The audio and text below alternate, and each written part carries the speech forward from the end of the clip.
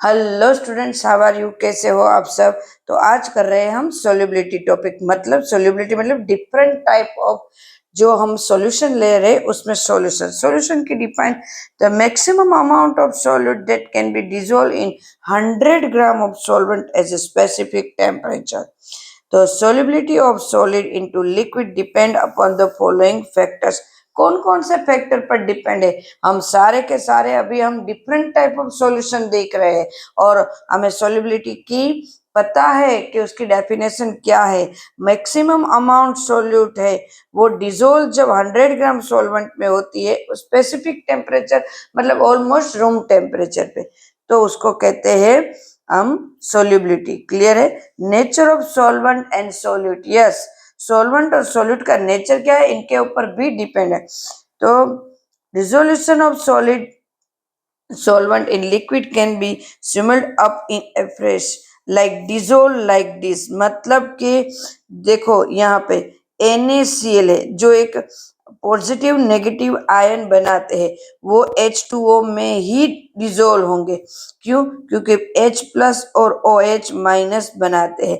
तो इसको कहते हैं इसको कहते हैं मतलब सोल्यूट एंड सॉल्वेंट दोनों का नेचर सेम है, पोलारिटी दोनों का नेचर सेम है, तो वो उसी में डिजोल्व होंगे। अब देखो ग्लूकोज, या तो मैं ये बोलूं बेंजीन, अल्कोहल, ये सब बोलूं एनिलीन, ये सब बोलूं, बराबर है? C6H6 बराबर है। ये बेंजीन किस में होगा?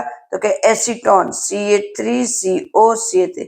इसमें ना तो पॉजिटिव है कोई ना तो नेगेटिव है, ऐसे सॉल्यूशन को कहते हैं, बराबर, ऐसे सॉल्यूशन को हम कहेंगे डिसलाइक, बराबर है? Like dissolve like this means polar solute dissolve in polar solvent and non polar solute dissolves non polar. किसमें होगा? Non polar. Ionic substance like NaCl, KCl, ये जो सारे हैं large solubility and polar solvent, वो उसमें सबसे ज्यादा डिजोल्व होते हैं, बराबर? Large solvent like water, but they have poor solubility in non-polar solvent like CCl4, CH2। इनमें नहीं डिजोल्व होते हैं। सेम नेचर है तभी तो वो डिजोल्व हो गए, अगर सेम नेचर नहीं है तो वो डिजोल्व नहीं होंगे। टेम्परेचर के ऊपर भी डिपेंड है। तो सोल्युबिलिटी में इंक्रीज और decrease with the rise in temperature, बराबर है? सोल्युबिलिटी है कब इंक्रीज होगी? इंक्रीज और decrease with the rise in temperature. Temperature के ऊपर डिपेंड है, dependent upon the value of delta H. अगर हमारी रिएक्शन जो चल रही है उसकी डेल्टा एच क्या है, क्या वो रिलीज कर रही है डेल्टा एच या तो इंक्रीज या तो एब्जॉर्ब कर रही है, उनके ऊपर डिपेंड है। The different variation in solubility of different substance serves as a basic for fraction crystallisation.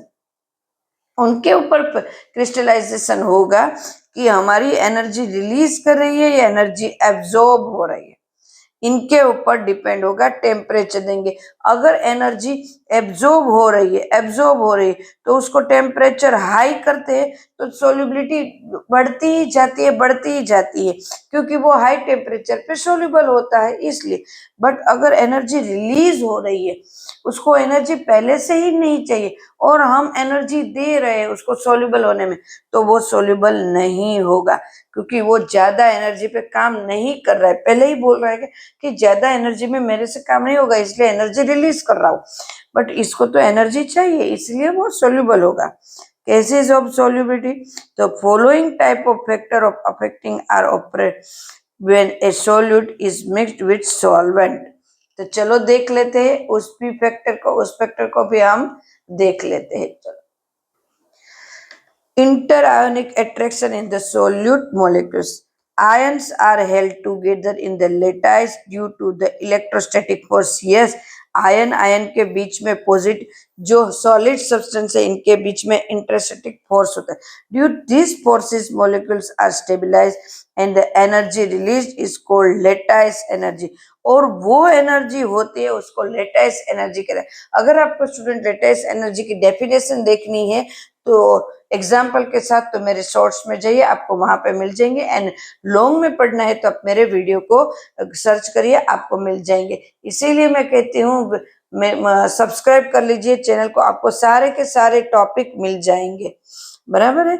This is defined as the energy released when 1 gram mole of compound is form due to electrostatic attraction between ions. Ions के बीच में जब electrostatic force होता है, बराबर, तब जो energy, बराबर, 1 मोल कंपाउंड के अंदर तब जो एनर्जी बनती है, या तो रिलीज होगी, या तो मैं क्या बोल रही हूँ, रिलीज होगी, या तो होगी एब्जॉर्ब, उसको कहेंगे हम, ये हमारे लेटाइस एनर्जी कहेंगे। क्या कहेंगे उसको? Lattice energy. तो ये लेटाइस एनर्जी है ना स्टूडेंट, आगे बहुत इंपॉर्टेंट है, उसको अच्छे से करना है। चलो, intermolecular attraction between solvent molecules, yes, उनके बीच में अट्रैक्शन तो होना ही चाहिए, बराबर ना। Water is a poor solvent because the different in electronegative between hydrogen and oxygen, yes. Water is a polar solvent because क्या है इसके बीच में इलेक्ट्रोनेगेटिव फोर्स होता है, हाइड्रोजन और ऑक्सीजन बीच में कंटिन्यूसली होता है, इसीलिए तो वाटर है इस तरह से एक दूसरे के साथ कनेक्ट होते हैं। आपने कभी देखा वाटर का एक कंपाउंड 1 ग्राम कहीं पड़ा हुआ हो? नहीं, वो एक साथ जुड़े हुए होते हैं, क्योंकि उनके बीच में हाइड्रोजन बॉन्ड होता है। क्या होता है? हाइड्रोजन बॉन्ड होता है, इस वजह से। क्लियर है? This difference gives rise to the development of slight negative charge on oxygen and equal positive charge of hydrogen। मतलब कि वाटर में जो होगा HOH, बराबर, तो ये पॉजिटिव होंगे और ये माइनस होंगे। क्लियर है स्टूडेंट्स? पॉजिटिव और oxygen minus, hydrogen positive. A dipole is thus create giving rise a dipole-dipole attraction, yes, between water molecules। water molecules के बीच में ही attraction होता है, उनके बीच में ही अट्रैक्शन होता है, वो बॉन्ड बनाते हैं, हाइड्रोजन ऑक्सीजन के साथ बॉन्ड बनाते हैं। यहाँ पे देखो, मैं एक एग्जांपल ड्रॉ कर रही हूँ, तो आप देखो, ड्रॉ कर रहे हो उसको, देखो देखो, यहाँ पे ऑक्सीजन, यहाँ पे हाइड्रोजन, यहाँ पे हाइड्रोजन। अब देखो, यहाँ पे ऑक्सीजन, यहाँ पे हाइड्रोजन, हाइड्रोजन, वो ऑक्सीजन के पास इलेक्ट्रॉन पेयर है, वो इस तरह से ये बॉन्ड बना, इसके पास भी यहाँ बॉन्ड बना, बराबर, इसके पास है, तो बाजू वाले के साथ बॉन्ड बनाएंगे, तो कंटिन्यू हाइड्रोजन बॉन्ड यहाँ क्रिएट होता ही है, हाइड्रोजन को अट्रैक्ट करने का। ऑक्सीजन के पास इलेक्ट्रॉन पेयर है, तो वो बॉन्ड बनाते ही रहेंगे। क्लियर है? इसीलिए चलो, if the represent force of attraction between solute and solvent molecules, if the solvent is water, then the energy released is called hydration energy। अगर वो वाटर है और एनर्जी रिलीज कर रहे, तो उस एनर्जी को क्या कहेंगे? Hydration energy. If the hydration energy is greater then lattice energy, ये बहुत याद रखने वाली लाइन है, 1 मार्क्स के क्वेश्चन में पूछे जाने वाली लाइन है, इसको बहुत याद रखें। Hydration energy is greater then the lattice energy, तो वो एनर्जी हाई है, हाइड्रोजन बॉन्ड को ब्रेक करते हैं, इसीलिए हाई है। क्लियर? चलो next. Then solution is easily formed, both the ions of the solute get hydrated to overcome the lattice energy of the solute। Temperature को भी देख लेते हैं। Saturated solution represent equilibrium between undissolved solute and dissolved solute, yes, दोनों के साथ same work करता है। बट अनसेचुरेटेड सॉल्यूशन या सेचुरेटेड सॉल्यूशन, हम जो भी है उसको डेफिनेशन हम कर चुके हैं, सेचुरेटेड अनसेचुरेटेड के। Delta F solution H less than 0, बराबर, is negative. The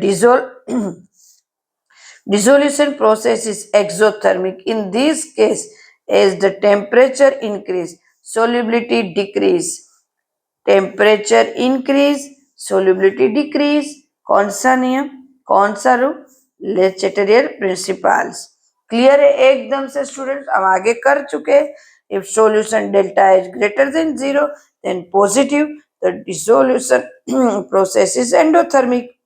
in this case, as the temperature increase, the solubility increase। मैंने अभी बताया, क्योंकि इनको ऑलरेडी टेम्परेचर चाहिए तभी तो वो डिजोल्व होगा, वो ऐसे बोल रहे हैं, इसलिए हम टेम्परेचर दे रहे हैं और सोल्यूबिलिटी बढ़ रही है। बट हमने कहा एक्सोथर्मिक, एक्सोथर्मिक तो पहले ही रिलीज कर रहा है एनर्जी, ऊपर से और हम एनर्जी दे रहे हैं तो वो मना कर देंगे, नहीं नहीं इतनी एनर्जी में भी वर्क नहीं हो रहा है, ऊपर से ज्यादा दे रहे हो, नहीं करना, हमें काम ही नहीं करना, हम ना तो बॉन्ड ब्रेक करेंगे ना तो हम वर्क करेंगे, कुछ नहीं करेंगे। तो वहां पे ये जो सोल्यूबिलिटी है वो डिक्रीज हो सकती है क्योंकि वो एनर्जी रिलीज कर रही है, एक्सोथर्मिक रिएक्शन है इसीलिए।